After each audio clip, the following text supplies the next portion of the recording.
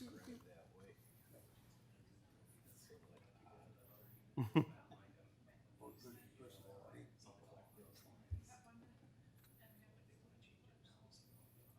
good? Yeah. Some cameras not working over. Okay.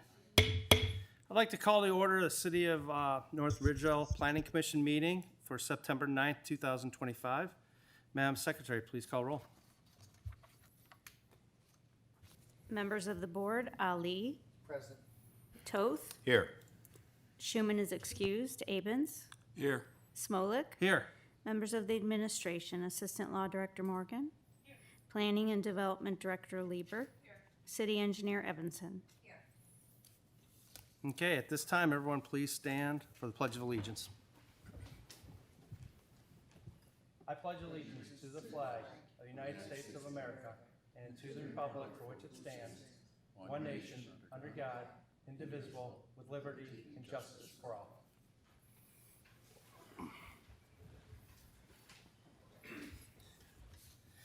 Has all the commission members had a chance to look at the regular meeting minutes from June 10th, 2025? Is there any corrections at this time? Hearing none, those minutes shall stand. On the agenda tonight, there is 10 administrative approvals. I'm not going to go through and read all those to expedite the meeting for the audience. If anybody would like additional information on that, they're available on the City of North Ridgeville website under the agenda for the Planning Commission. Like I said, there's 10 administrative approvals. If you have any questions on any of those, you're free to call the administration. Okay, at this time, Madam Secretary, please read the first item on the agenda tonight. PPZ 2025-0366, Panda Express 32429, Cook Road, PPN 07-000-003-102-104-0 and -045 and -046. Applicant Philip Meter, Heights Venture Architects, 5741 Legacy Drive, Suite 320, Plano, Texas 75024. Owner Bob Cobb, 32425 LLC, 4343 Thorn Ridge Circle, Cleveland, Ohio, 44135. Proposal consists of constructing a new drive-through restaurant, property zoned B3 Highway Commercial District.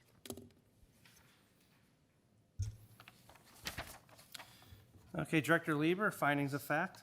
Thank you, Mr. Chair. This proposal consists of a new drive-through restaurant. Drive-through restaurants are permitted in the B3 Highway Commercial District. If this project seems familiar to you, it's because it was before you earlier in 2025. The applicant has addressed many of the issues that were raised during that meeting and has made this reapplication that's been before staff and now Planning Commission to address your concerns, particularly related to access and circulation. The project site consists of 3 parcels on Cook Road, all Zone B3, including the vacant lot to the east of Starbucks and then 2 adjacent properties to the east with an existing commercial building used for an auto repair business, which would be demolished with this project. The 3 parcels should be consolidated as part of this project. All the surrounding property is also Zone B3. The building architecture really is unchanged since you last saw this project. Also, it's worth to point out that there's a double drive-through shown on this lot. Our code requires stacking for at least 10 vehicles, and it also must be allowed for vehicles to exit the queue. A stacking exhibit shows that 15 vehicles can be accommodated fully within the drive-through with more room for stacking on the site, and the applicant has provided the required escape lane. A detailed landscaping plan was included that has been reviewed by our city arborist. Landscape irrigation's provided. The lighting plan shows lighting levels generally in compliance with code requirements. The lights are going to be mounted at 18 feet. Fixture cut sheets were provided for the pole lights, wall sconces, and also the building will have some aesthetic LED ropes that will create a wall wash effect on the side of the building. An initial sign package was provided, but typically we get detailed sign packages at the permit phase, and it will conduct that detailed zoning review at that time. Code requires 1 parking space for every 100 square feet of area or 1 per 3 seats, whichever is greater. So there's more than adequate parking on the site with 40, where 27 are required. A sidewalk has been provided and also a pedestrian route to the building entrance, although I'd say final alignment for that sidewalk might need to be adjusted to accommodate stormwater, utilities, and other future sidewalk connections. So I would leave that a little bit in the hands of engineering to decide where that best alignment could be located. Bike parking's also been required. To get into a little bit more of the meat of why I believe the project was denied at the last appearance and what has changed. I think the key concerns were site access and circulation, and also recognizing that there's that existing condition along Cook Road is really quite challenging and problematic because there's many curb cuts in close proximity to each other, and also, in close proximity to the Lorraine and Cook intersection. The layout proposed in that earlier design really kind of exacerbated some of those issues. One of my key concerns had been where the drive-through traffic was exiting. There had been like 2 curb cuts with a couple, maybe 4 parking spaces in between, and that to me created a recipe for a lot of ins and outs, forwards and backs, and kind of 4-way bumper traffic. So that issue has now been resolved. They revisited staff comments. They've worked with Starbucks. They needed Starbucks permission to be able to relocate the curb cut.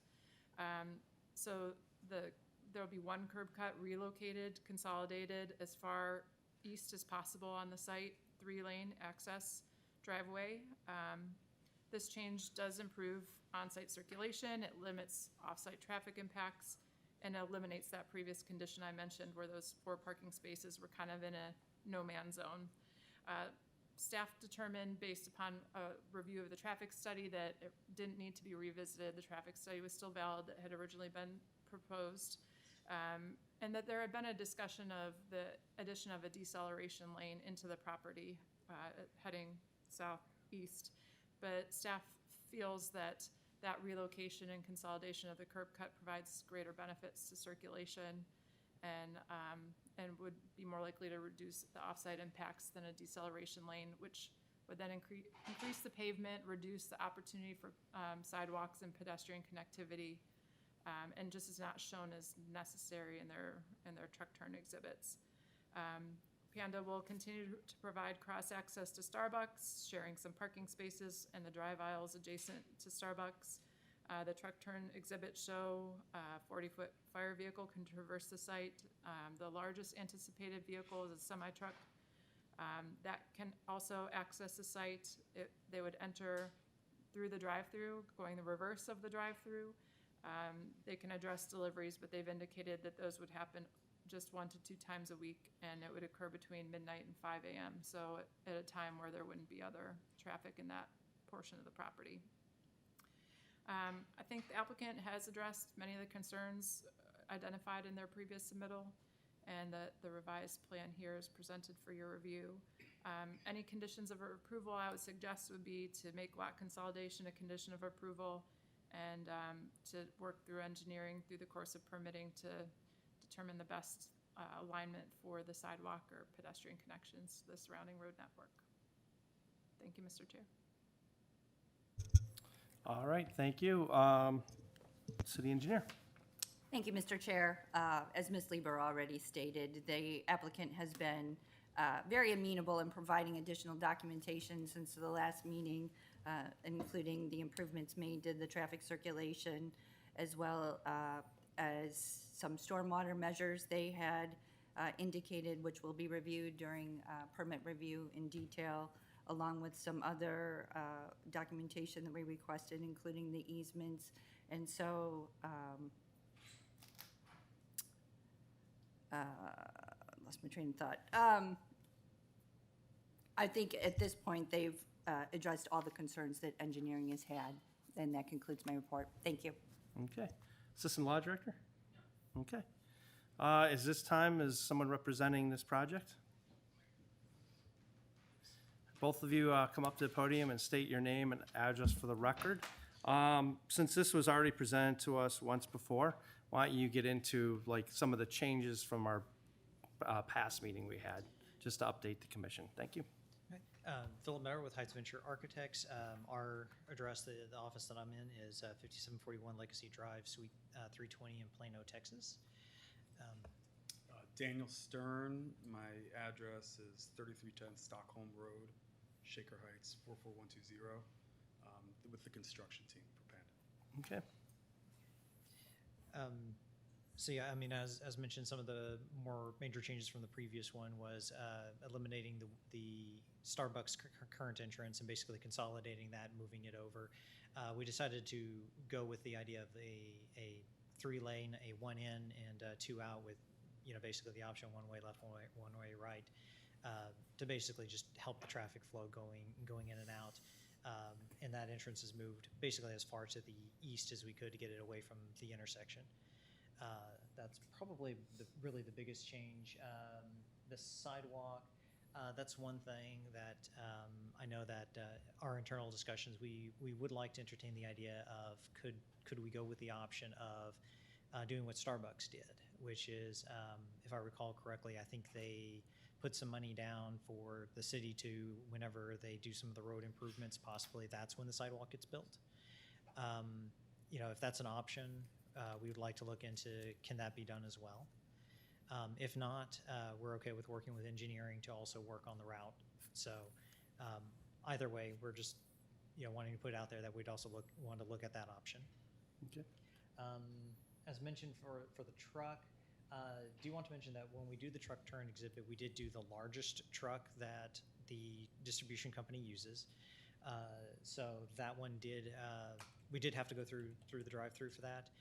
We did find out they do use some smaller trucks, and one of them is a non-articulating kind of small, basically like a U-Haul. Yeah, and so it is actually possible that they won't have to go through the drive-through to do it.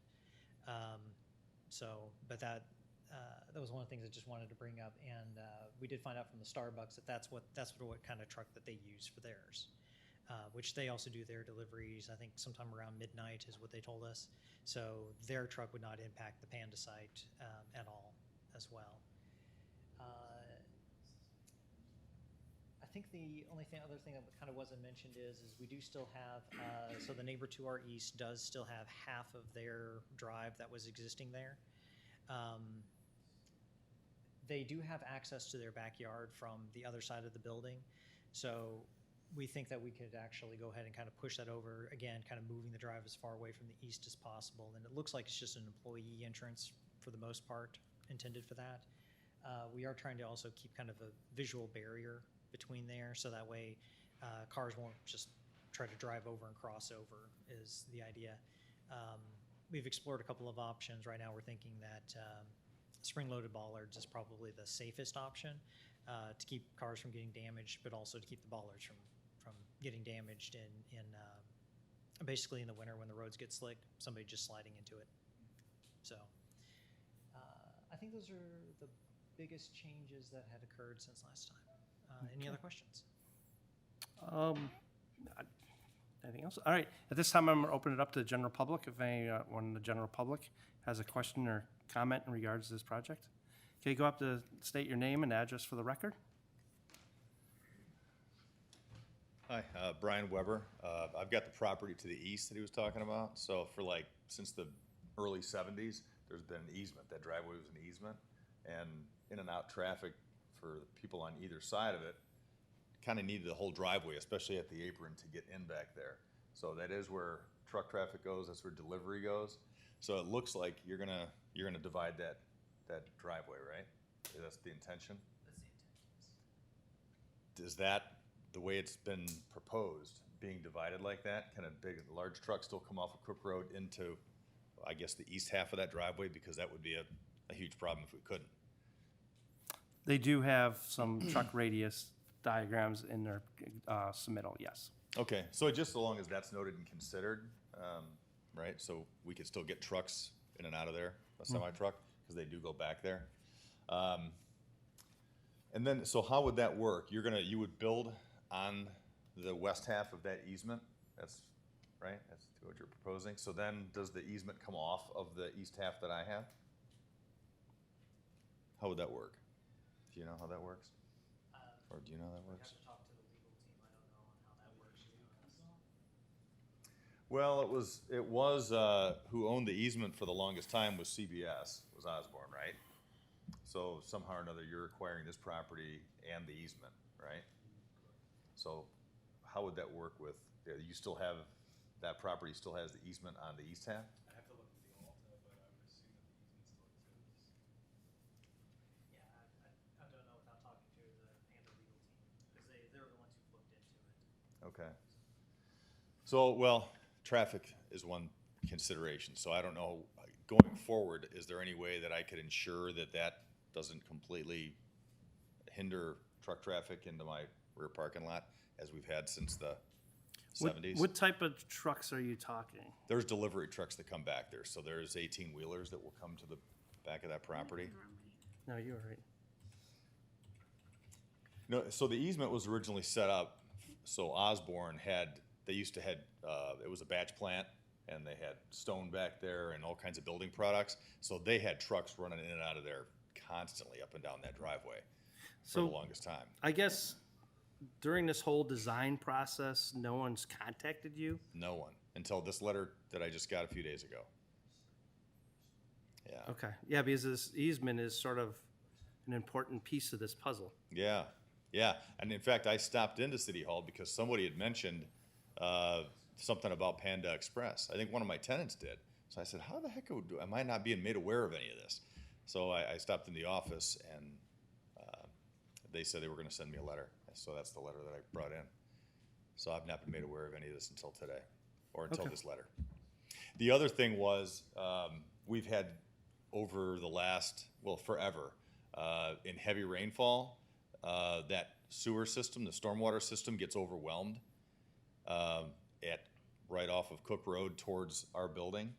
And you can tell when you get those hard rains, the catch basin out by the road all of a sudden will stop flowing downward and start to build up. And then the catch basin in my parking lot in the back between the two buildings stops flowing, and it starts to build up, and the whole back parking lot starts to flood. Yeah, this parcel will have retention built in. I believe it's sharing a retention basin with the Starbucks parcel.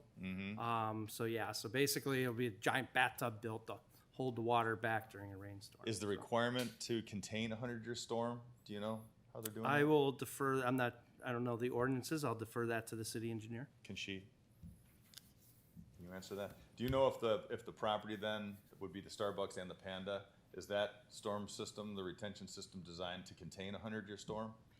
As we've already communicated with the applicant, the Starbucks retention isn't enough for both sites. It wasn't originally designed for the entire parcel. So during engineering review, we will have to look at additional measures, which they have indicated preliminarily that there will be additional measures to address stormwater management. Okay, what's the requirement for that? Anything over an acre is a 100-year critical storm, so Okay, to meet our ordinance. okay. Now, so to follow up on the driveway and the easement, where do we go from here? How does that work? Well, we understood your concerns and we'll take them under consideration. Am I gonna be in the loop somehow on the communication, or just find out when it I would happens? probably leave your name and number with one of the representatives here. Okay, very good. All right, that's it, thanks. Is there anybody else in the audience that has any questions or concerns on this project? Okay, hearing none, I'm going to close the public comments session. At this time, the chair, any commission members have any questions or comments in regards to this project? I guess I have some comments. I think this project has gone a long way. I definitely like what I see. I think it was a good idea shifting, the existing Starbucks, combining them all into one. I think we're almost there. I'm a little startled that no one got a hold of that owner in regards to the easement. It's an important thing to make sure that his truck traffic's not interrupted. I know that there was some discussion with Starbucks, I'm assuming we have all their easements all squared away. Is that a correct statement? Yes. Okay, and And then I guess you guys aren't, as far as the stormwater management, you guys don't have any issues with, and I guess, does Starbucks have any issues with you expanding their basin? I'm assuming there's gonna be some type of easement on there allowing you guys to use their stormwater facility? Yes, that's actually already in place when the developer who built the Starbucks, because I believe he's doing the the lots going around, so there's the car wash and the coming around. That was part of one of the agreements that when he put it in place. And we did some preliminary. Do you mind standing up to the microphone? Sorry. Sorry. Sorry about that. Yeah, so the original owner who did the car washing coming around actually put in place originally when he built the Starbucks. That's where the storm came in and some of the agreements for the stormwater. So it was designed to take up a little bit of this, and some of our preliminary calculations, we do know that we are going to have to expand that, and Starbucks is aware that we're going to have to, make modifications in order to get it to work. We are actually trying to do some of it more directly on the Panda site, so we're not doing as much to the Starbucks if we can. Okay, could you comment in regards to affecting the adjacent parcels' truck access? So we do know that the original access easement is actually to access the site to the south is originally what it is and how the whole agreement is written. That much I do know. Now, when it comes to removing it, I don't know that process, to be honest with you. There is another actual access easement that's actually on the east side of that building, right up against that. That's also a 40-foot truck access easement is what it looks like it is. So there is access still to the back from what we can see on our side. But we'll definitely work with and see what we can do if whatever that process requires. I might be able to speak to it just from a general sense. Panda is a owner-operated organization, and we generally make it our duty to be good neighbors and good stewards of our brand. And when I say I will reach out to the neighbor and ensure at least that we start coordinating that communication, that will be taken care of. So I can assure you from a construction standpoint, we work very diligently to make sure that all of our neighbors are satisfied with our work. So just more from a general sense, I can make that comment. Okay. I guess there was a question in regards to the sidewalk, like posting a bond and delaying that so that at some point in the future, the city could install the walk. I think that's what you guys were. I believe the intent is to allow the city, because my understanding was that the city would want to ensure that work is performed at a certain time, and that at least if we bonded with you for that portion of work, you would know and be assured that work would be performed. At the end of the day, if it is the city's intent to have Panda perform that work, we're happy to perform any work that you ask us to do. Okay. Me personally, I don't like when sidewalks are deferred to a later date. I think getting sidewalks in is important for the pedestrians, especially in this area that, I know we have somewhat pedestrian traffic here, but I think it's in a commercial district. I think it's important to have sidewalks put in. So I personally would be against deferring that to a later date. Okay. Is there any other questions or comments? Mr. Chair? Go ahead. I wanted to bring up a point. I'm glad you said that, but this commission also doesn't have the authority to grant the fee in lieu of. Only the city engineer can, for reasons stated in the code. So we just want to make sure that the alignment coordinates with the Starbucks sidewalk location is all. So we'll make sure that happens. And I think Starbucks, we have their bond or financial guarantee that would be completed, so we can work out that location at the same time. And I guess just one other matter on the easement, there's no approval of planning commission that can alter whatever legal rights are conveyed by an easement. So we'll have to very much make sure that the authority that Panda's represented that they have over this easement to construct is in place before permits are issued. So, Okay. Perfect. Mr. Chair, Go ahead. I have to admit, the easement issue causes a bit of concern for me.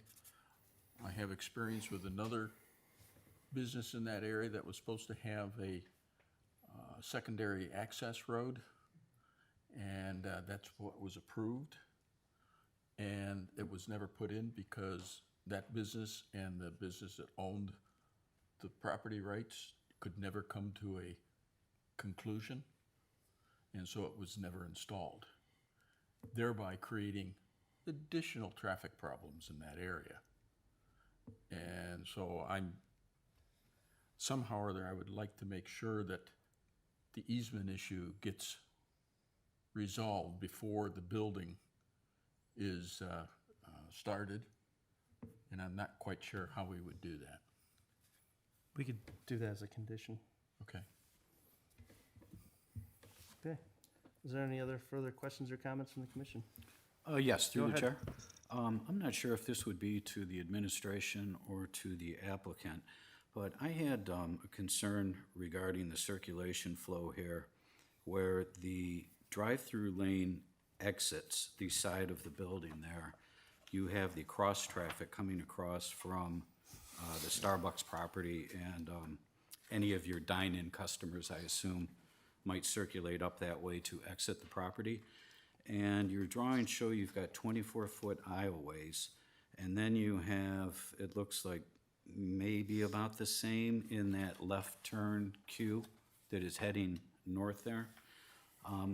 How are you going to control traffic coming across the front of your drive-through exit there, allowing vehicles to actually exit the drive-through lane should there be a stacking issue in that left-hand turn northbound lane on Cook?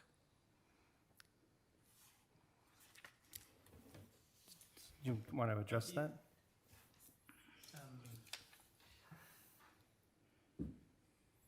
Aside from signage and like, Yeah, I mean, I'm thinking that when it gets particularly busy, I know that several other locations have had somebody actually come out to help direct traffic, is what has happened.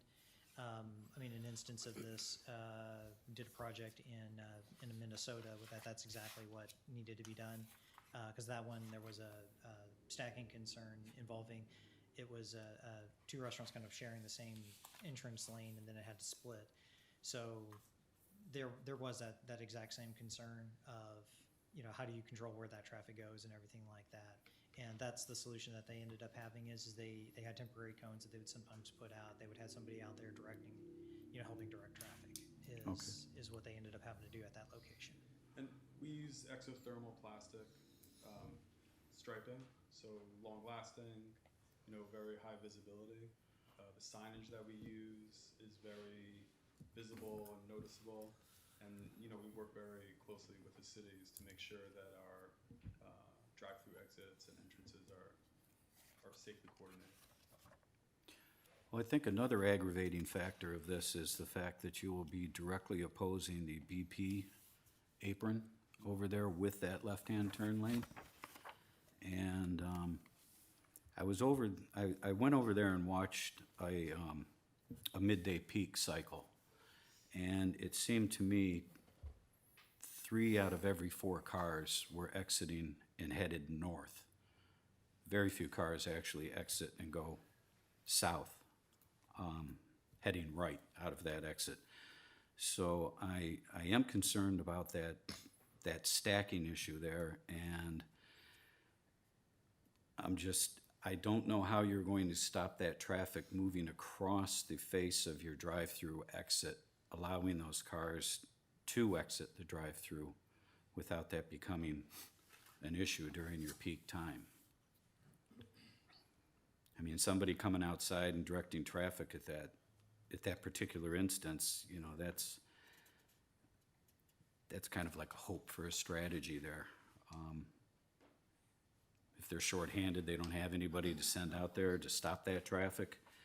And I mean, I appreciate what you've done as far as moving that island over, that curving over, moving that curb cut further east on your property there. But I think in my mind, it's almost you solved one problem, but you created an additional one there by doing that.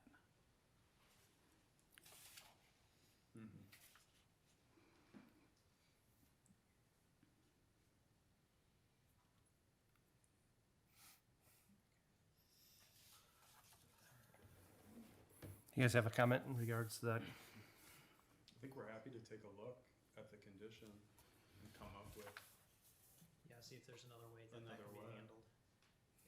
we spend a lot of time through development and working with the municipalities where we do build, so I think comments that come back from the city are helpful.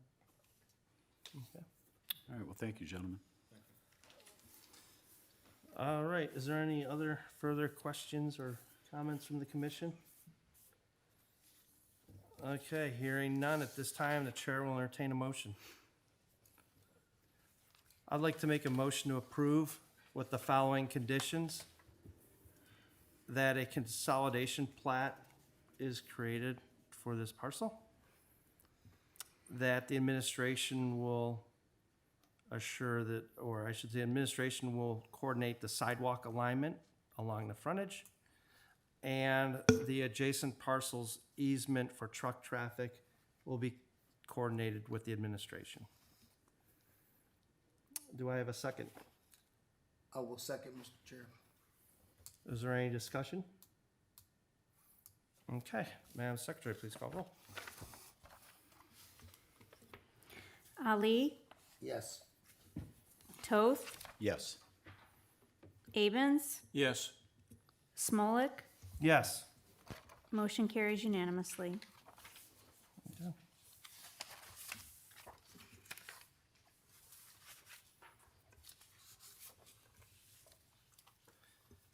Okay, Madam Secretary, second item on the agenda tonight.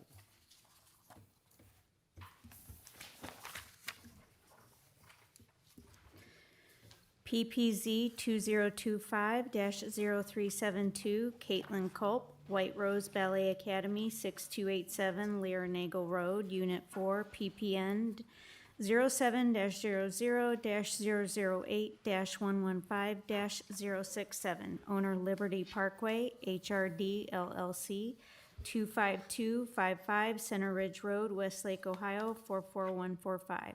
Referral from Director of Planning and Development for similar use determination. Property is zoned I-2 Light Industrial District. Okay, Director Lieber, findings of fact. Thank you, Mr. Chair. This is one of your responsibilities and powers that is probably seldom used, which is that you are being referred a similar use determination for a specific use in our industrial district. So this is a little bit different than a development plan or a review of zoning or other legislation. In this case, the city had received a new business application from White Rose Ballet, and in review of that application for industrial property, I was unable to find in our code as listed a use that would be that use or similar to that use. It sent me on a little bit of a rabbit hole looking into a lot of our old records from past determinations made by before Planning Commission gained this authority in 2022. It used to be under the purview of the BZBA, would review similar use determinations. So, this property has a new owner. This new owner has put a lot of improvements to the property, to the building, and they're bringing in new tenants. They've subdivided some spaces, so we're seeing a lot of new energy and life there on Industrial Parkway and Lear Nagel, which is great. But we have to make sure that we ensure that these uses are consistent with the industrial district in which that they're located. So I guess by way of background and what I found in my homework, there were two different proposals, new businesses in that building. One was, again, White Rose Ballet Academy. The other was Gym Skills, which is a gymnastics facility. So both of those caught my attention as maybe not completely consistent with the industrial district. However, again, the rabbit hole, gyms and other fitness-related uses are located within other industrial districts in North Ridgeville. So that had me wondering how they got there. So, and looking up meeting minutes and researching some historical decision-making, I found that BZBA had issued a similar use determination for the gymnastics facility 10.0 on Taylor Parkway, and that happened back in 2004. So that property zoned heavy industrial, in fact. And then also, since then, approvals were granted for Method Sports and Fitness on Victory Lane, which included gymnasiums and sports facilities in the I-2 district. So based upon those previous similar use determinations made by the BZBA, the new business application for Gym Skills was approved. However, that left the ballet studio, which seemed a little slightly different than an athletic facility, like a large gymnasium of that size. So as Planning Commission, as you might have noticed, especially if you've read the uses in our I-2 district, they list very specific uses. Some of them, which I find entertaining, are saddle factory, sail manufacturing, scaffolds, spring supplies, equipment yard, and those are just to name a few in the S category. Past similar use approvals have also followed that convention of being rather granular and very specific in what that similar use is. Many of those distinctions, however, are really just shades of gray, I think, minor variations that can be reasonably grouped together. So, in my opinion, a ballet studio is essentially a place for physical activity, instruction, and recreation, just like a sports training facility, just like a CrossFit gym, a yoga studio, or gymnastics center. So while not specifically addressed in those previous similar use determinations, I think a ballet studio fits into the same category. So based on those prior approvals and trying to take a bit of a broader approach, looking at categories of uses rather than saddle manufacturing, I recommend that the Planning Commission affirm and approve the similar use of indoor fitness and training facility. And in my memo to you, I provided a recommended definition for that, which would indoor fitness and training facility would mean a building or portion thereof used primarily for participatory physical activity, fitness, or instructional training, whether operated for profit or nonprofit. Examples include, but are not limited to, dance studios, yoga studios, martial arts schools, gymnastics centers, fitness studios, or indoor sports training facilities. And this would be distinct from commercial recreation indoor, which would be facilities intended primarily for entertainment, amusement, or spectator-based activities like bowling alleys and things of that nature. So if the Planning Commission finds that this similar use belongs in the I-2 district, then we will expressly amend our code to include it, to spare future staff the digging through minutes and meetings to find this information. So it'll be included in our code and then in our future code update. That is all I have to say at this moment. I guess clarification. Yes. So you're looking for legislation to actually change the code, or are we going to be voting on two things? One thing. So how the similar use language works in our zoning code, it says a similar use determination shall be considered an interpretation of the use regulations and not a use variance or a zoning amendment. Once a use has been determined to be similar, it shall be submitted to the clerk of council to be codified and included in the list of uses for that zoning district. So we're basically saying it is the same. It was just in invisible ink. We're now making it visible. It's right here. It's not a zoning amendment. It's not a use variance. Okay, so it's not only for this application, we're making the change, actually codifying it. Yes. So any Clarifying future, it. Yes. I just want to make sure everyone's aware of Yes. that, right? And that is what a similar use is. It's not site-specific, it's district-wide. Okay, thank you. All right, city engineer. Engineering has no comment. Thank you. Okay. Assistant law director. Well, the only thing I would like to say is one of the reasons that sports facilities and dance studios end up in industrial areas is because they need a lot of space, and that's where the large spaces are. So this makes sense to me. Okay.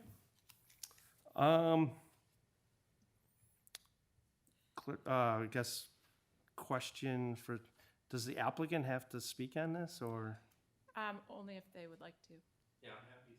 Okay, go ahead. I'm not, We don't do many of these, sorry. Do you want the tenant or the owner of the building or everybody? Yes. Yeah, more the merrier. Okay. And then the only other thing I'm asking is state your name and address for the record. Go ahead. Okay. My name's Christy Culp, and our daughter owns White Rose Ballet Academy, but unfortunately, she is teaching tonight, and this is their very first week. So we are here. We are silent partners. We're the finances behind it. So my address is 2816 Kettering Court in Avon. Okay, thank you. My name's Tim Culp. I live at 2816 Kettering Court with Christy, and I'm a silent partner as well. Okay. My name's Dominic Cancelleri. I'm part owner of Liberty Parkway and then the manager of that facility. Okay, perfect. Do you have anything else to add to, or? No, I think Kim did a really good job kind of covering, what we're trying to do here. And Okay, perfect, thank you. Is there any other people in the audience who has any questions or comments on this one? No? Hearing that, I will close the public comment session. Is there any question or comments from the commission? Mr. Chair, Go ahead.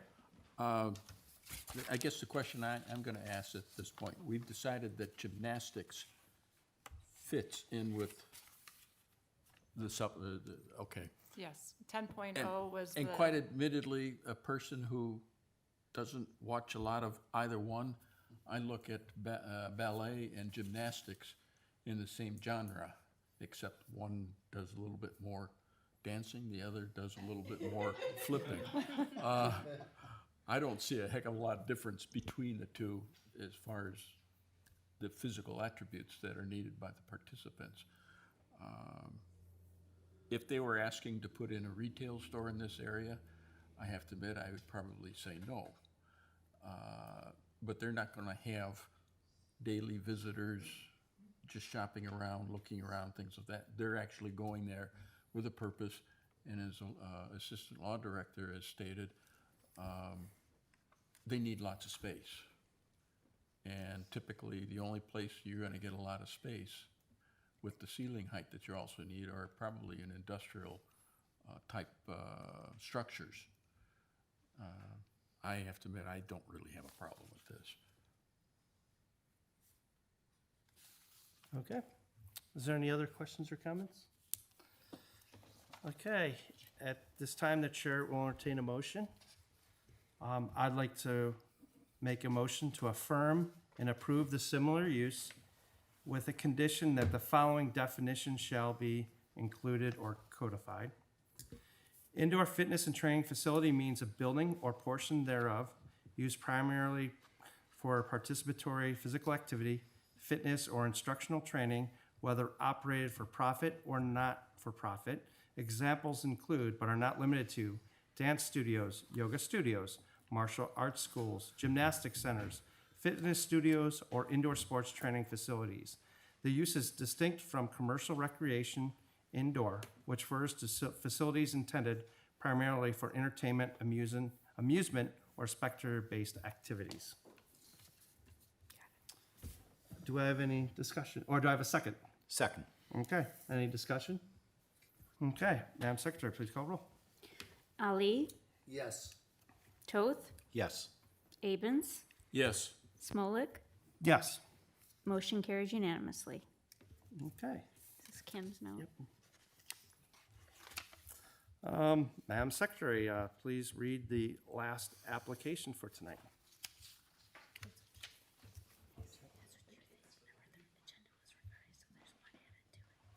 Yes, sorry. I thought, okay.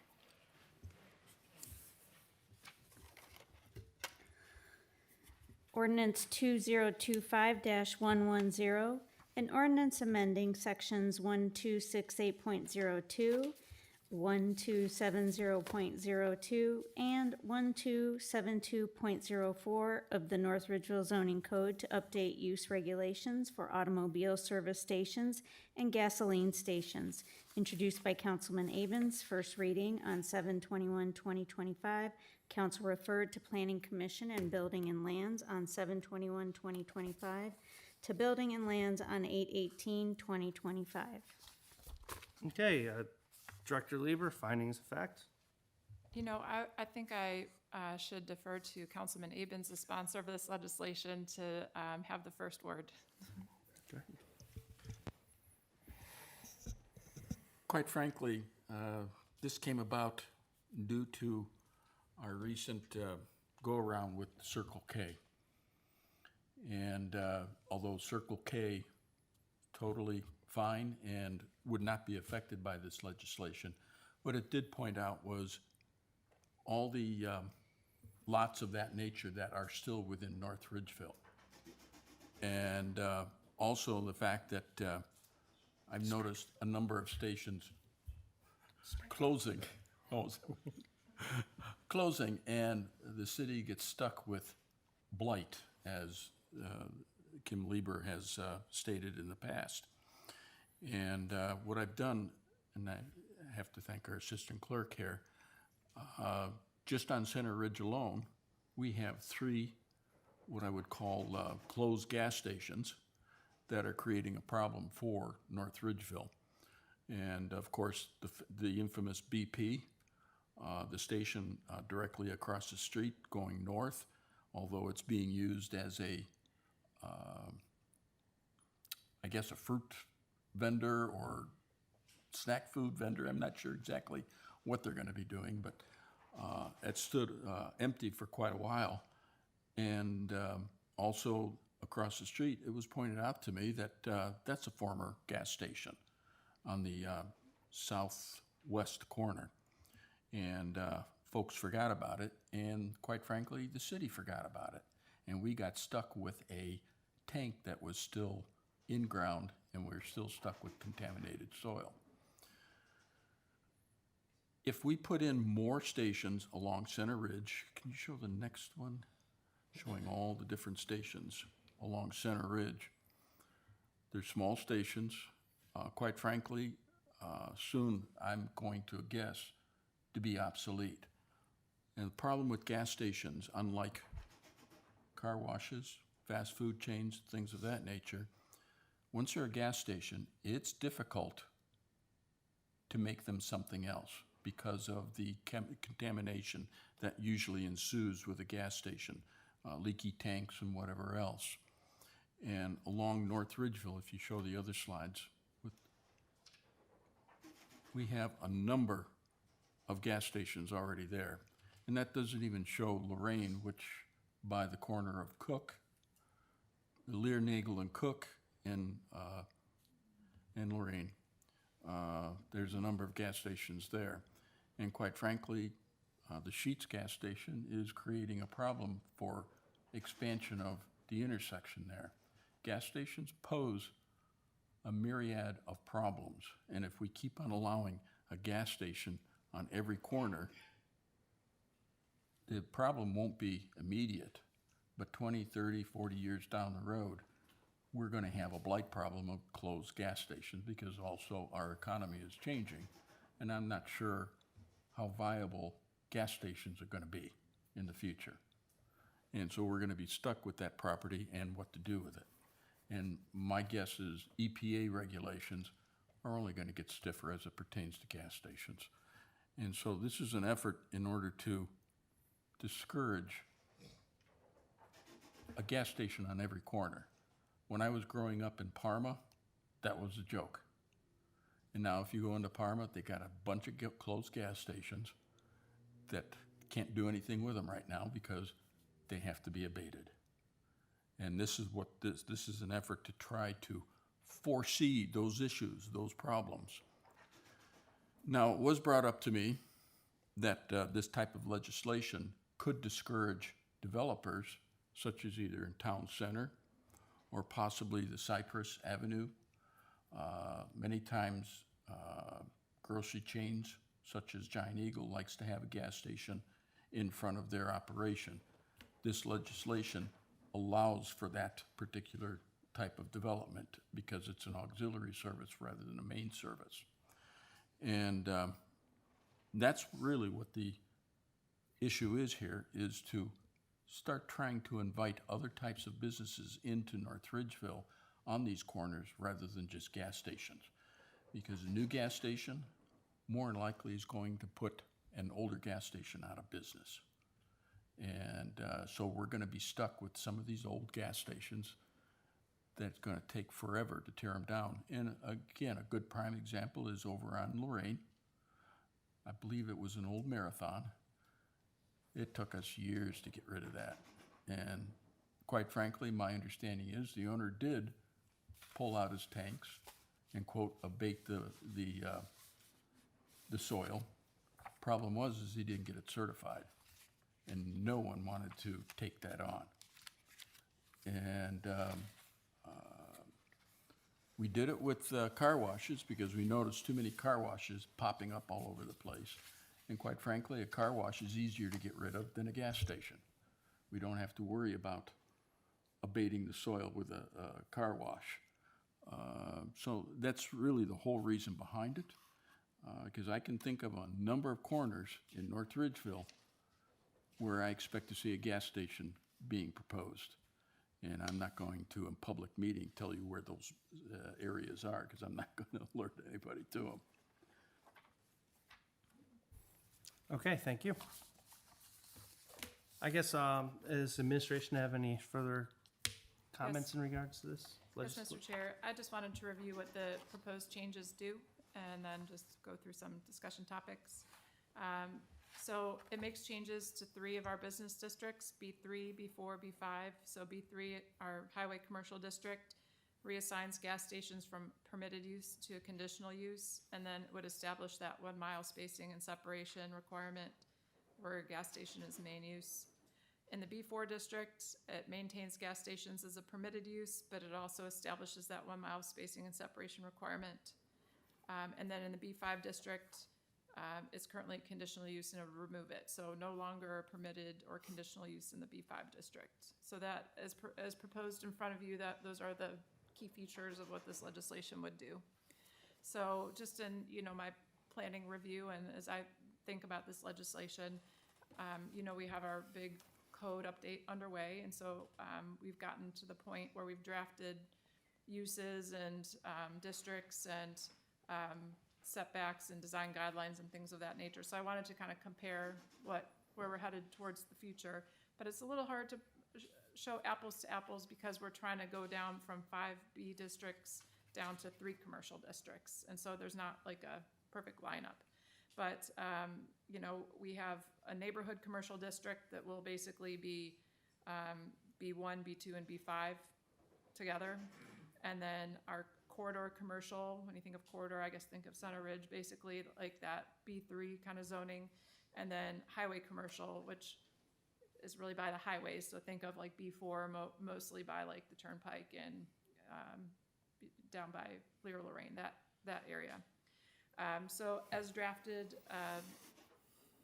it would permit in the highway commercial district. So again, more B4, and it would be conditional with standards in the corridor commercial. So today's B3. So it's very similar into what the legislation is kind of proposing in terms of reducing the districts where gas stations are permitted by right and creating conditional use or permitted use, but with standards. And so I listed in the memo what some of those standards are. We did not include spacing in the draft, but we did include more of where certain uses can be and materials and types of services. So that was just one consideration I wanted to point out of like where we're headed versus this legislation. B2 currently allows gas stations as a conditional use, subject to certain access management requirements. That was not included in the legislation, and I'm not sure if that was, an intentional or a accidental outlier. It does have certain access management requirements and an enhanced building setback for residential, but otherwise wasn't mentioned in the ordinance, so I just kind of wanted to, maybe there needs to be a little bit of discussion on that. I think we always have to think about when we impose a new requirement that could create a lot of nonconformities, what the repercussions might become of that. So everywhere there's a gas station within a mile of another gas station, we would need to determine is one of those gas stations permitted, like their OC gas station?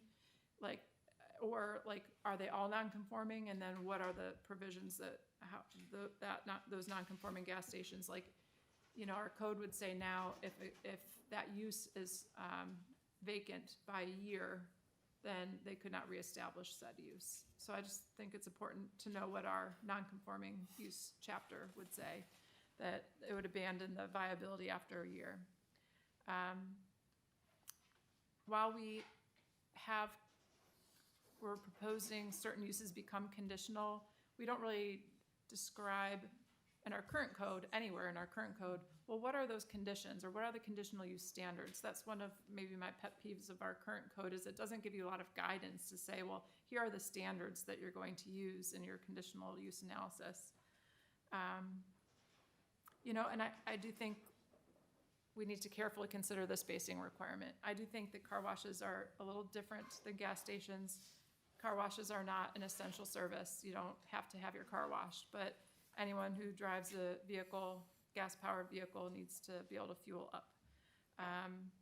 So I think, especially, it might not be this way on Center Ridge Road, but in areas on Lorraine Road that are in close proximity to 480 interchange and the Turnpike interchange, a 1 mile spacing to suggest that you could have like one gas station within a mile of an area that is heavily traveled with traffic coming and going off of Turnpike and I-480, maybe that's not the best place to have that spacing or separation requirement, like it might be in other, like a spacing or separation requirement might be in other locations in the city. So those were some of my concerns of just kind of like not taking a one-size-fits-all approach and maybe considering what's appropriate for highway interchange areas versus what might be appropriate for a more neighborhood or city kind of local commercial area should be considered. Thank you, Mr. Chair. Okay, city engineer, Engineering has no comments. Thank you. assistant law director. Thank you, Mr. Chair. I did have some questions and I think I would look at this as being, I need some additional information to make determinations about it. For example, if the main concern is the admittedly and surely situation where a gas station gets closed and leaves behind tanks, or there's been leakage and that sort of thing, is this kind of approach of going forward with new gas stations and limiting them the best way to address the problem we already have?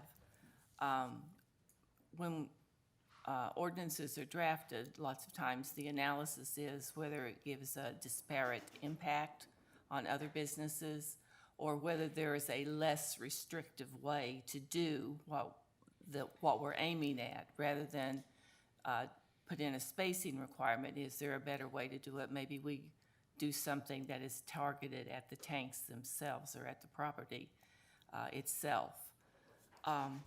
Another concern is if you do a 1 mile spacing, how much property, how many places are left to put new gas stations? If in fact what happens is that in order to do that, you in practice end up with almost no property left for gas stations, then you have effectively banned them. And that's a concern as far, again, as the impact of the ordinance, unintentional impact, but it needs to be something that needs to be looked at further to see what the effect of the spacing actually is. Does it leave enough places for new gas stations to come in or not? And we need to have an answer to that in each of the districts to make sure we're not effectively banning gas stations, because I don't think an ordinance like that might be able to stand up to being challenged in some way. How many gas stations then become non-conforming? In the situation that was mentioned, where there's maybe 3 in a row, are 2 of them then immediately non-conforming? We need to address that issue. Maybe those need to have a different treatment. And another issue is the difference in treatment between a new gas station which is freestanding, and a gas station that's attached to, say, a grocery store or something, or that functions in connection with a grocery store. What's the difference between those two? They still have the same issues. Why treat one differently from the other? That's an issue we need to look at too. And then I had one other point I wanted to make. I'm looking at it.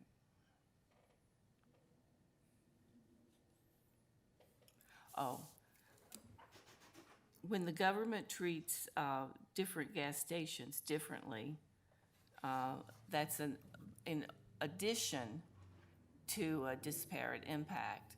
And in addition to them ending up with basically no place to be built, we're going to end up with, especially because a gas station is a needed service, we could easily end up with a challenge. It's a valid concern. It's something that definitely needs to be addressed. But I think maybe it would be more comfortable if there had some more, maybe back to committee or something. I don't know exactly where it stands with council right now. But to look at these issues and address them before we go forward so that we don't end up with something that is not going to stand up for us. Okay, thank you. Is there any questions or comments from the general audience? Hearing none, public comment session is closed. Questions and comments from the rest of the commission?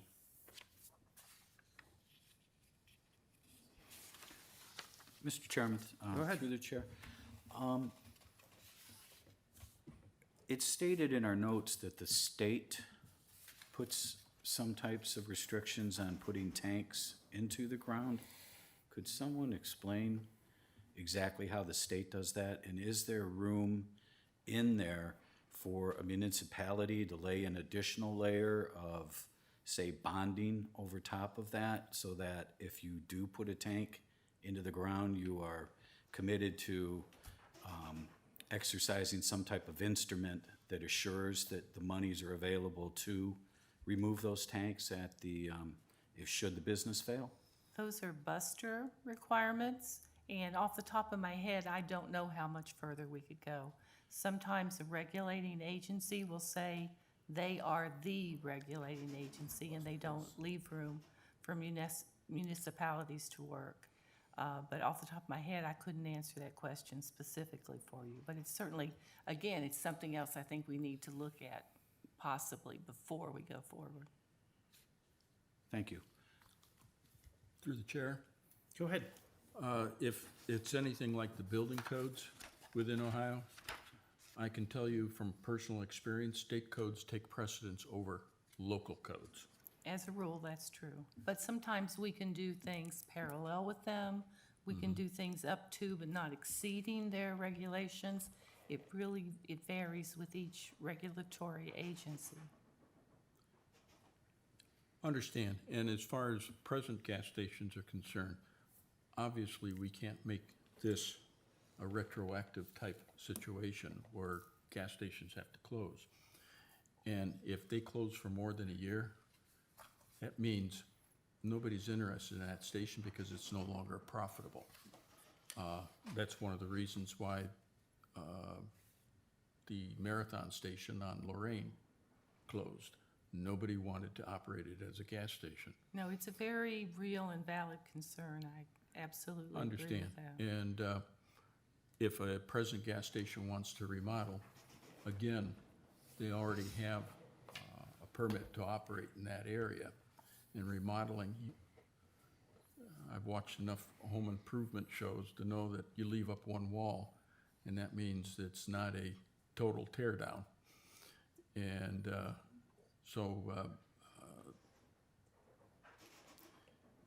it's a matter of, right now, we have more gas stations than North Ridgeville can possibly support.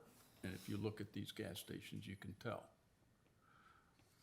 that they're having financial issues.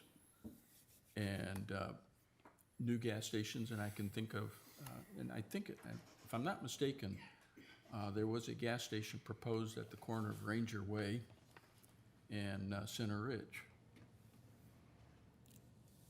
Totally allowed by our zoning.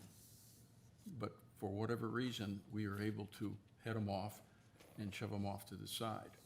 It was not a good location. It would prevent those types of situations. And quite frankly, that the major gas station, that station probably would have put the smaller gas stations along Center Ridge out of business. And so we would have those gas stations standing open and idle. And the one thing that I'm concerned with is lack of foresight on our part creates problems down the road, which we're dealing with now, not only with gas stations, but with other issues within the city because of lack of foresight. And I look at this as 1 mile is a reasonable 15 to 20 minute walk for most folks. That's why the 1 mile. So I don't think it's an unduly distance any closer, and it doesn't achieve the desired effect of trying to limit gas station growth within North Ridgeville. Okay. I noticed this legislation went to the Building and Lands Committee. I'm assuming it's a subcommittee of City Council. Did they make changes to the legislation, or did they offer anything on this? No, the referral was to Planning Commission, and I think the intent was for council to reconvene, whether through public hearing. I don't know if the committee would meet again, but they discussed it at some length, but at that point didn't have the benefit of Planning Commission recommendation, so could not take action on it. So I think they referred it back to council, but wouldn't have voted to recommend or not recommend because they were missing public input and also your input.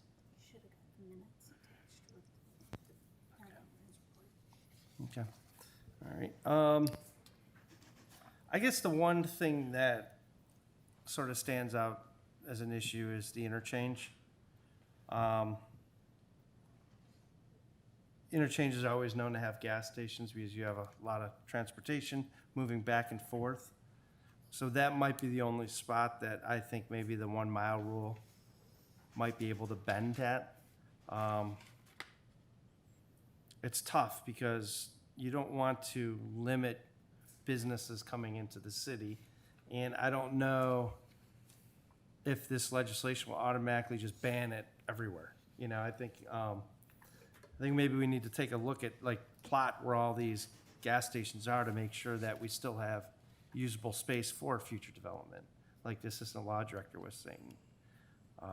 So that's just sort of where I'm thinking. I'm not sure where the rest of the commission is thinking. Right now, City Council tasked us to take the first look at it.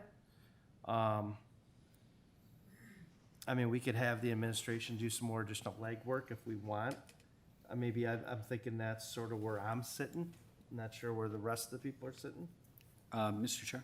Go ahead. A question for the law director. Existing gas stations, as we have them right now, should we impose this ordinance with the 1 mile rule, we will have to make decisions on which stations are conforming and which ones are non-conforming, correct? So at some point, it'll force that decision, yeah, because there's obviously not a mile between them. Okay, now would that be considered then a devaluation of those properties that are deemed non-conforming? Because if my gas station is conforming but yours isn't. It would probably only come into play if you wanted to do some kind of change to the property, and gas stations, they change hands and they change their look fairly frequently. So it would become an issue fairly frequently, yeah. And it could be considered a devaluation of the being non-conforming versus conforming? Well, if they wanted to upgrade their appearance, I'm sure they would consider that they were devalued if they couldn't do that because they were non-conforming. Or add on, or some feature they wanted to add to their gas station. Okay, thank you. And another question I have, seeing as Center Ridge seems to be a focus of this, when ODOT did the widening program, or the widening project, a lot of the right-of-way that was taken from properties in order to execute the project, that was turned back over to the city of North Ridgeville at the completion of the project, correct?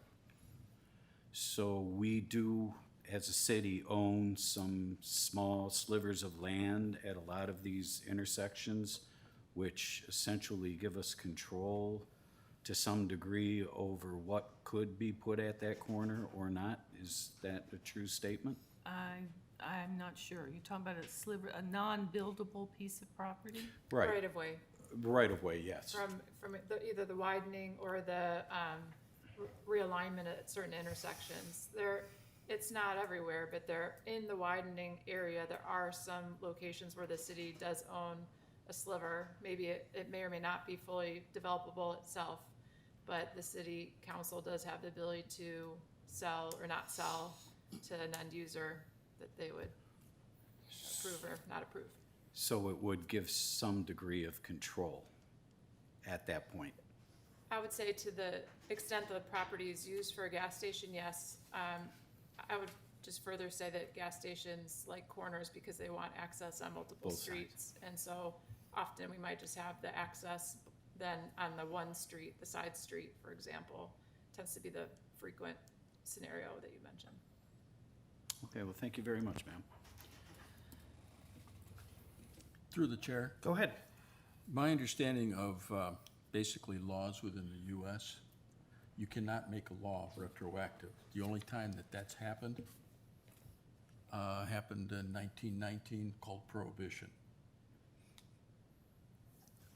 So in the United States, you cannot make a law retroactive. So the present stations are safe from this particular ordinance. Yes, if they close, and they close for more than a year, they're no longer safe. And quite frankly, I don't have a problem with that. If you travel down Center Ridge,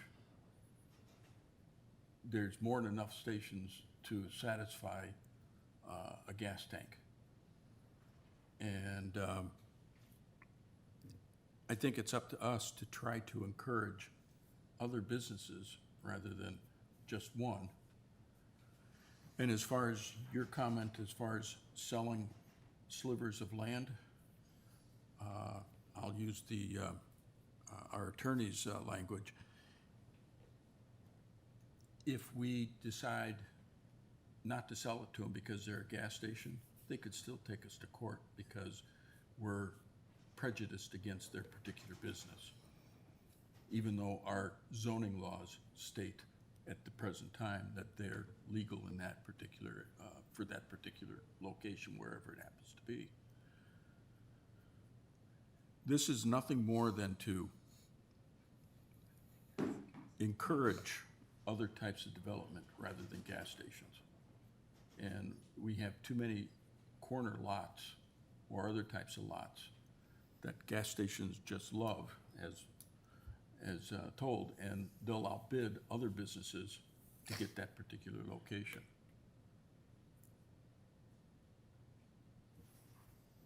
And again, the prime location I can think of on Center Ridge is the corner of Ranger Way and Center Ridge.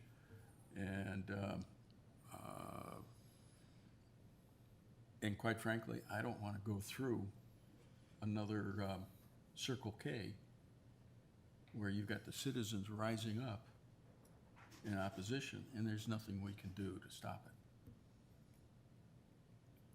it. Well, I certainly agree with your comments, Mr. Avens, regarding encouraging different businesses to build on these corners rather than gas stations.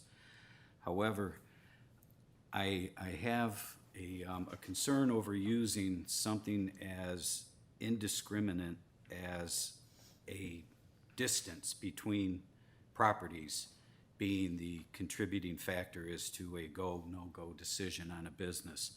And I think with the revisions being made to our zoning code, it's going to give the city the opportunity to really dial in to the granular with individual properties, you know, dial down to a granular basis, look at what they can provide to the city, what services they can give to our residents, rather than having a strict aerial view where we take a scale and we look if it's within a mile, well, no, we can't have it. I also see turning these other property, the existing properties, into non-conforming uses. I think you're opening up a can of worms there that we may not really need to open up if we can execute the recreation of our business districts into those three districts that our director here has pointed out to us. So while I agree with you that it is a problem, that I agree with you that gas stations with their tanks in the ground become problems, I think that we're using a club where a scalpel might be the preferred instrument. Well, again, my experience with rezoning and reestablishing new zones, my guess is that by consolidating our zones, it will not eliminate gas stations. If we eliminate B2 and B3, the new B will still include gas stations. I have to admit, I'm looking at that particular argument as a red herring, and we've been waiting for the rezoning for quite a while. I have legislation that we passed in April of '24 for a moratorium on different businesses and that, thinking that we were going to get the rezoning done. Still not done.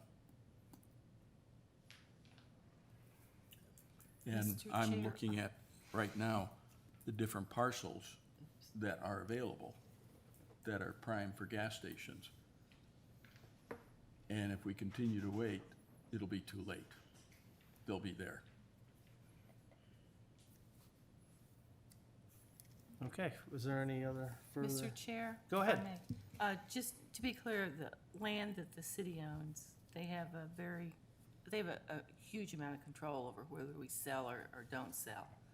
And my concern about the 1 mile spacing is that we don't have enough information. We need more information as to how much property is then left where they can develop before we would say a yes or no on it. We just don't know, and I don't think it's something we should guess at, because if we inadvertently eliminate them essentially from existing in these districts, then I would be concerned about a legal challenge in that case. Okay, thank you. Okay. So I guess the commission has to decide, is there enough information within this legislation to move forward? Or does the commission, would the commission like the administration to do more legwork on it? Me personally, I think we need to know what's going on with these other lots, like the assistant law director said, just to make sure that this legislation just doesn't wipe gas stations off completely. Not sure what the rest of the commission is thinking.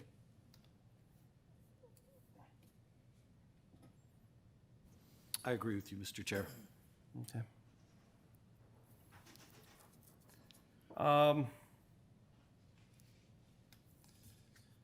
So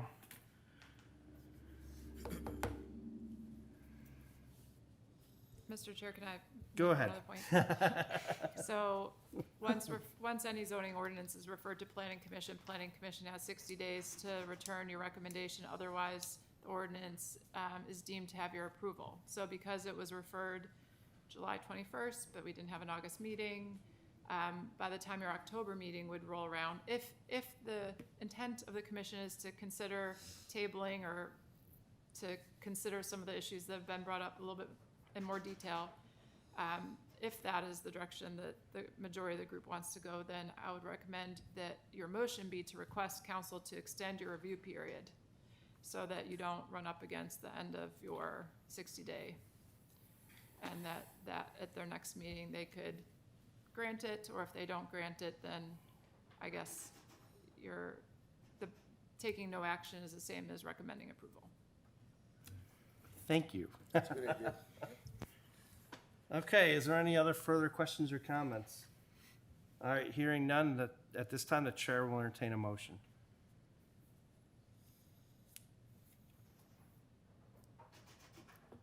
Mr. Chair, Go ahead. I make a motion that we ask council to extend the view period on this particular piece of legislation. I second. Discussion? Okay, Madam Secretary, please call roll. Ali, Yes. Toth, Yes. Abens, Abstain. Smolik. Yes. Motion carries. 3-1.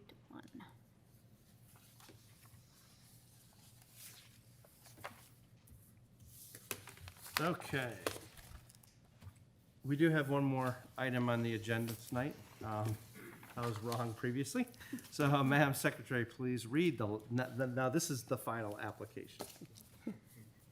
Ridgeville Farm Senior Housing, 7691 Avon Belden Road, PPN 07-00-022-101-103, applicant Bramhall Engineering, 801 Moore Road, Avon, Ohio, 44011, owner SLK Capital Holdings, LLC, 28400 Hilliard Boulevard, Westlake, Ohio, 44145, requesting a street name change.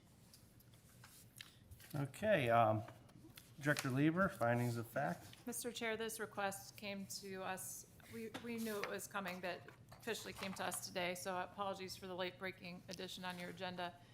Ridgeville Farms is under construction, and they had let staff know that the Tebow Trail street name that had been selected has already started causing some confusion amongst service providers, future residents, that people can't say it or spell it, or maybe it's a TH combination, or if you're not a native and you don't know the Tebow family.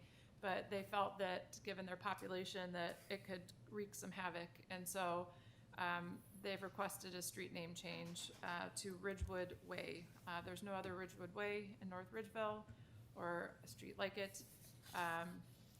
The plat that had been recorded did not have street names, and nor are there residents on the street because there's no occupied buildings on the street. The other residents that exist along the entrance drive have Avon Belden addresses and are maintaining those Avon Belden addresses.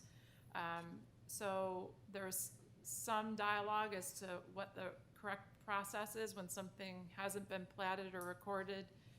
And my suggestion was to bring it to the Planning Commission for at least your recommendation, and if we need to do public hearings or do more official legislation, we'll go that route, but at least since we had an opportunity tonight at the meeting for what I thought was a relatively minor issue, to get that in front of the commission for your eyes and recommendation. Okay, City Engineer? It's a private street, Private street. so I would not think additional replatting needs to happen because there wasn't a dedicated right-of-way for the street. So it was just information that they chose to provide for the subdivision itself, so That was I an have, additional point. I have no issue with the name change. I Assistant Law had a Director? concern, and my question is, I have, again, need more information. Is it named already? Has it had a name? Do people think of it as a street or an alley? If I may, Mr. Chair. Go ahead. As the director noted, the existing houses were using the 83 address because it was just a cross-access easement, I think, that was manifested from the highway after it went in. So it was just a cross-access easement that they had and still have with the new owners as well as the farm. So it's entirely private beyond State Route 83. Does it connect to 83? But is there like a sign there that says what it is? The reason I'm asking the question is, and there's a reason that, you know, that everyone on the planning commission is from the city, knows the city, so it's in your judgment. But if it's referred to or known as, and I can't say that I've ever driven on it, perhaps some of you have, or maybe there's a sign there that names it.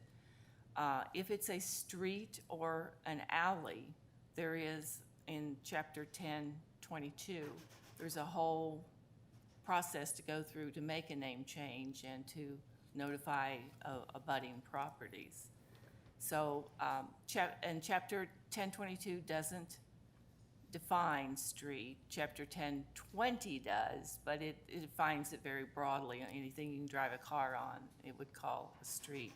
I don't know that that's necessarily applicable for this street change chapter, but it does talk about street or alley. So if you feel that it is a street or an alley, that it's known to be that, and I would say if there's a sign there that names it, that might make it more so. I don't know if that's fact or not. Then there's a process to go through, a petition to draw up, there are people to notify, because it runs, you can't see it on that map, but it runs right up through 2 or 3 properties. Now those You can see where those it's- property addresses are Avon Beldam, but that little white strip that goes up through there is the roadway. And if you believe that and I'm not saying one way or the other, because like I said, I have never driven on it myself, but if it is a street or an alley, then I would say that chapter 1022, chapter 1022, the process for changing a name would apply to that. So I think there's a step to your determination before you make the final decision on it. Okay, thank you. Is there anybody in the audience representing this? Okay. Is there anybody in the audience who has any questions or comments in regards to this? All right, hearing none, I will close the public comment session. Commission members, is there anybody who has questions or comments on this? Mr. Chair, Go ahead. I'd like to point out there is a Ridgewood in North Ridgeville. It's in the mobile home park. Yeah, it has Center Ridge addresses.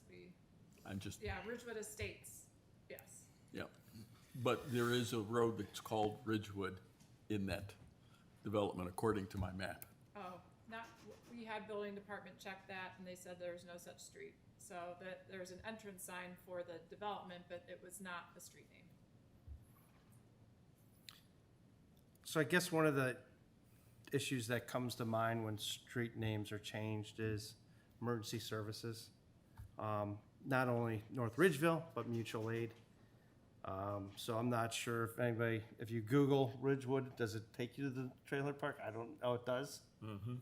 So we might have an issue with that. I'll also point out that we have we have a Cypress Avenue and a Cypress Station, which is a development, which sometimes causes confusion. I know it did when I first heard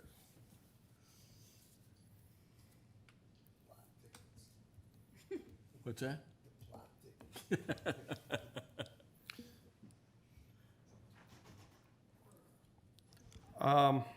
Does the commission have any other further questions or comments? All right, I guess at this time, the chair will entertain a motion. And remember, you could always entertain a motion in the affirmative and still vote no. I'd like to make a motion to make the name change. Do I have a second?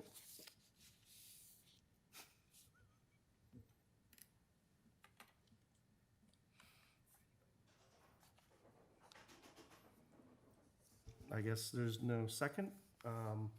We can return this matter to your next council agenda if you prefer, Right, it's considered a or your lost next commission motion. agenda. What does it happen in Robert's rules? It's a lost motion. Last motion? Right, but So they how they do I- don't lose their ability to come back because it's not been decided on its merits. It's not been decided, so we could move it to another agenda. Okay. All right, so I Maybe guess, we can get some more information by then about this. Yeah. yes, We'll- Yeah. We'll get our ducks in a row, promise. okay. I guess I have to No, touch up my Robert's rules. I punched it in. I punched it in and it immediately came into the mobile home park. Bruce, just call 911 real quick. See what happens. All right, I at would this not advise time, is there any further business brought before the planning commission? Hearing none, planning commission for September 9th is adjourned. Good evening, everybody. So, don't, you could just have a motion just doesn't do anything? But then how do you close it out? Nothing happened? So then, huh.